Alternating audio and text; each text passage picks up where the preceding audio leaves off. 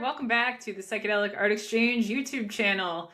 We're extra excited to be here today because the CGC auction has returned. We are currently running an auction comprised entirely of CGC certified and graded vintage concert posters until Sunday, May 10th at 9 o'clock p.m. Eastern Time. We're going to go ahead and look at quite a few of these right now, and we have a lot to say, so stick with us. Yeah, well, like Katie said, this is our first fully CGC dedicated sale in some time. And, you know, the whole history of CGC grading and posters has been an up and down kind of thing. It started off, you know, very strong. And then, you know, a lot of the graded posters got eaten up. And it has evolved to the point where really, you know, most people that are using grading are going for the higher grades. And, you know, with an exception of a poster like the FD26, that it's really important to know the quality. You know, it's still finding its sea level, but it's a very helpful tool. And, you know, it brings in an entirely different audience of collectors, and it can bring in inexperienced collectors. And, you know, there's a lot of value to it. But regardless, this collection came in. It's a completely, you know, undisturbed collection that was gathered back in the day by one person. It was a guy that lived in Berkeley. So there's a bunch of Berkeley posters, and it's very interesting to look at a collection that's whole like this, so you can see exactly where the collector was and what he went for. It's yeah, I like when collections come in preserved like this, and they are all well preserved too. I mean, these posters are in really good condition. A lot of them we don't see all the time. And yeah, anyhow, moving ahead, the story starts in Berkeley in like 1965, 66 with Country Joe and the Fish, who we lost just recently. You know, he's best known for you know, his appearance at Woodstock, but he was really an integral part of the San Francisco Bay Area music scene, and a wonderful musician and a great heart and all that. And there's a handful of posters here that are Country Joe posters, and you know, go back to like when the Fillmore was starting. Yeah, this is a lot of this stuff is like first for us, which is really exciting because after, you know, as long as we've been doing this, especially with CGC, because it's such a limited number of posters, it's pretty uncommon that we get stuff that we've never auctioned before. So I think this first one, either it's the first time or like the second time. It's very, very unusual. It's a great design. These early Fish posters were Country Joe and the Fish posters. Don't want to make that mistake. Were done by a guy named Tom Weller, and yeah, they're lovely designs. And so we'll kind of go through a few of them. One of the most common venues that Country Joe and the Fish played was the Jabberwock in Berkeley. And yeah, you know, I believe they sort of got their start there, you know, because it was a place that was really geared towards the folk music enthusiasts in Berkeley. It was really close to the UC Berkeley campus, so it was a lot of like students, grad students, and, you know, all the people involved in the university. And so they played there quite a bit. Yeah, and Berkeley had a bit of a different vibe than San Francisco. It was where the free speech movement and a lot of protests, you know, occurred. And Berkeley had its, you know, sort of radical side that was intertwined with the folk music scene. And yeah, it's all very, you know, interesting, and we can dig deeper into that as we move along. But here's a Jabberwock poster from October 66. Here is another one from November of the same year. And then we have one of these calendar pages, which are great. There's a whole series of these. Again, you know, Tom Weller, and this one has naughty bits, so everybody likes it. And it doesn't come up in good shape because it's big, and it's in the Art of Rock, so which is why we were able to get it graded. It's a great looking piece. Yeah, very uncommon and sort of like exactly what you expect from a, hippie poster. It's very It's great. it's a lovely thing. And so, and then this collection gets even more interesting. It has a cardboard poster just from Longshoremen's Hall 2 weeks before the Trips Festival, and this was the Vegetables, which was a short-lived Bay Area band that was, right around 65. They had a female drummer, which made them unique, and they were in that like mid 60s rock kind of genre, like the Beau Brummels and whatnot. And yeah, this again, cardboard simple piece, but the date, Mhm. Longshoremen's at the beginning of 66, right before all hell broke loose. Well, it's cool because that, this was before Wes Wilson really started sort of developing the psychedelic art style that we know and love in these posters. And this is definitely more of that like boxing style, which was more typical of the early 60s and the 1950s. So this is like right at that turning point, 66, where all of that started to sort of change. Yeah, So it's this was very cool moment. January, and then what, the Fillmore opened, in February or March, and that's, when everything changed. So this is like Yeah. a perfect example. This is really a baseline. Yeah, And that wonderful is piece. that is I know we say this all the time. That is rare. Yeah, That is super rare. this First is. for us. Yeah. So those of you geeks who are really deep into the San Francisco rock history, take a look.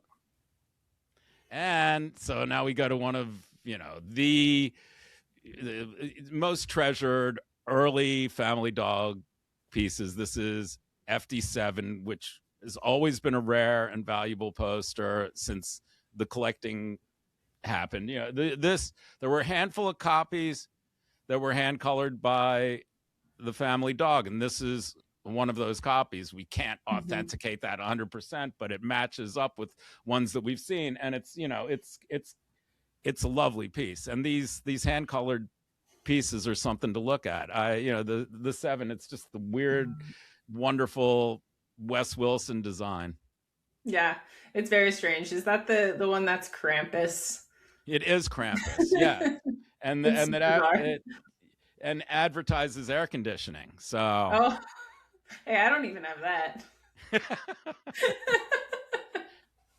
anyhow, so yeah, keep an eye on this one. Yeah, very cool. We've had like one, I think, before, I but think we've they're had all one. colored differently. So it's more Yeah, if fun. I mean, this was always one of the tough pieces to fill in from the early Family Dog. So anyhow, and then we go to the Fillmore and BG7, which is one of my favorite of the early Wes Wilson pieces. It just really works. Yeah. Again, you can easily watch the evolution over the course of weeks with Wes Wilson, and this is, from the first 10, this one's really stands out to me. Yeah. Yeah. And again, in just high condition, not an easy poster, especially in this shape. Yeah. Great colors. Yeah, and Wes, did most of the Bill Graham posters through 60s, through like around 60, 61. But this one he did not. The 33 was one of the few pieces that Wes Wilson didn't do, and it was for the Yardbirds in 66. The Yardbirds had a triage of the greatest British blues guitarists, starting with Eric Clapton, then Jeff Beck, and then Jimmy Page, who came into this lineup playing bass, Hmm. and then Beck dropped out of the band after the Fillmore show. He kind of, they had some Right. television appearances, and he was not happy with the pop direction, and he was known for being difficult, and this was one of his first episodes of being difficult. As you all Yeah. know, the Yardbirds became the new Yardbirds, which was Led Zeppelin, and Yeah, so this is one of the reliable and always rising stars of the Fillmore poster series. Yeah. And this is a good, sharp copy. Yes. Another Wes Wilson that is definitely hard to find in top condition. This Jefferson Airplane is just a gorgeous piece, split fountain printing, and they really, each copy's a little bit unique to Mhm. itself. But I've always, and it's 9/8 top copy. This is a strong one.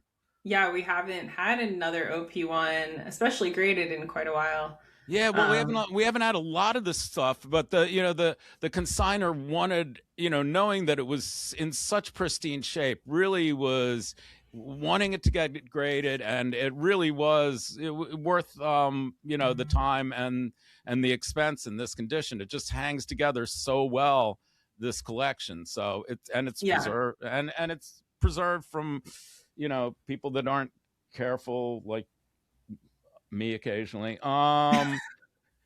So anyhow, moving right along, NR2. This is the OP1, which is, again, this is a popular poster, and there's many reprints out here, but the first is very difficult to come by, and in Mhm. 9/4, it has to be one of the strongest copies out there. It's yeah, and the colors are just, the magenta's a little bit better. It's a hot poster. I love that one. Yeah, this is the neon rose Super stuff. high grade again. Yeah, I mean, Victor really nailed it with some of these, and this was a really good one. Yeah, it's an interesting series because there's a few of them that are like treasures that you can never find, that have just like super iconic artwork. And then there's a bunch of them that like are kind of very common and weren't even concert posters, were just like advertisements for events and things.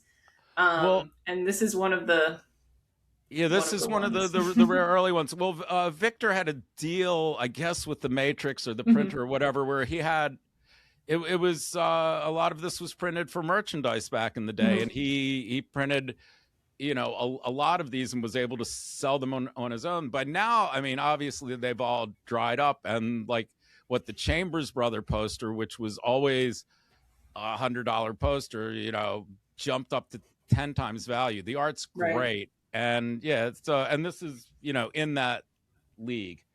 Mhm.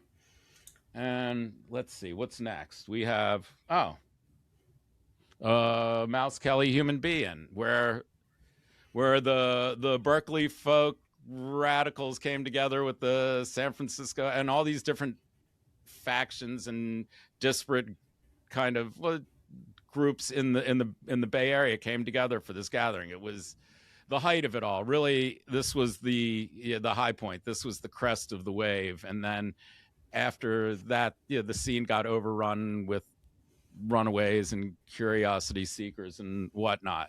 Just there was another poster that was done by Rick Griffin. Both of these are essential to any collection. Yeah, I'm sure I've said this before, but that's one of the posters that like sort super weirded me out when I was a kid. Like the face on this Yeah, it's triangle. it's super weird, and I had that the reprint or bootleg or whatever that was rainbow colored, and it's even stranger than this. It's but yeah, this is a must have. All the Yeah, all the SF rock groups, all of them. all of them. And now we get to the Grateful Dead corner. So, because there's a handful of really strong Dead posters, and no talk of ours, I guess, would be complete without Grateful Dead posters. And as we mentioned before, 1966 Dead is the sweet spot in a lot of people's minds, and this is one of those cherished images, the ones that people want. It's it's Pooh. Who doesn't love Pooh? And it's a little subversive. You got Pooh and Piglet getting stoned and carrying a brick of weed, and and it was a benefit for a write-in candidate, and there's a couple different versions of this. It was originally supposed to be with Joan Baez and Mimi Farina, and they backed out. This is the actual lineup. This is the Hmm. show that happened, but they're all which this is more valuable than the Joan Baez print, but this is a popular piece. It, you know, it was also pirated, so you got to look out for those. You got to look for the Bindweed Press credit for the originals. Cool. You still have that one in your bathroom? Yeah, the pirate copy. Yes, yes. In the place to poo, of course. Yes. Anyhow, BG26, which is an awfully tough poster because, you know, it's full black bleed and every pinhole and scratch ends up showing on it. This is, you know, I don't see anything on the front that looks too concerning. It's you know, I haven't drilled down to look and see exactly what the issues might be, but this is a super clean copy of all that I've seen. This is one of the best, and hard to find in original top condition. Airplane and the Dead, another Wes Wilson Grateful Dead favorite, BG38, which again is, you know, all of the popular images got put up at the time, so finding clean copies of these are, you know, it's a feat. Yeah, everybody loves this. The peace sign. Yeah, this is that like one has a lot of printings too. So yeah, and they're really hard. This is a poster you want CGC to get right, because it's kind of difficult. There's all these nuancy things when you get when you try to distinguish between printings. It makes our job easier. Yeah. Anyhow, thank you, CGC. And the FD45, another fan favorite, this Art Nouveau Mouse and Kelly piece, which, you know, it just keeps going up. This is what, you know, a favorite. This was once common and is now no longer common. At least, you know, the reprint is relatively common, I suppose. Yeah, but even that is harder to find. And the reprint just doesn't do it. It's got this kind of brassy gold color. This one is just, there's something about the paper. You can tell the difference. It's just, the first prints are better. It's beautiful.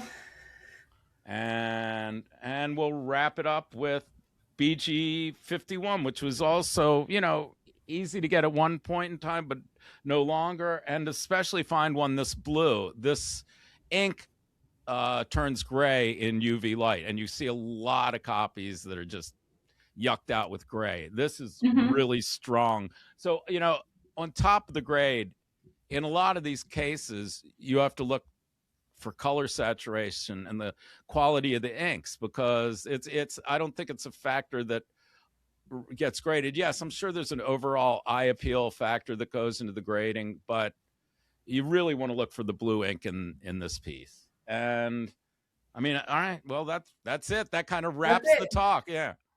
Yeah, I mean, we got through a lot there. And I mean, almost all of those posters are graded above a 9.0, which is pretty crazy. This is a very special collection, and we don't want to undersell that. Yeah, especially again because it is a you know, in its original state. Whoever gathered it originally really took care of this. I mean, this must have stayed out of the light in a box under the bed, like all these collections are. And before somebody throws them out, you know, somebody with a keen eye makes the choice to get in touch with us. Well, we're honored that we are the ones that get to share this with you. And thank you, as always, for checking out this video and learning a little bit with us about our favorite hobby. Again, this May CGC auction is live now, and it will end on Sunday, May 10th at 9:00 p.m. Eastern Time. Check the description box below me for all the links that you'll need, and we will see you back here real soon. Take care.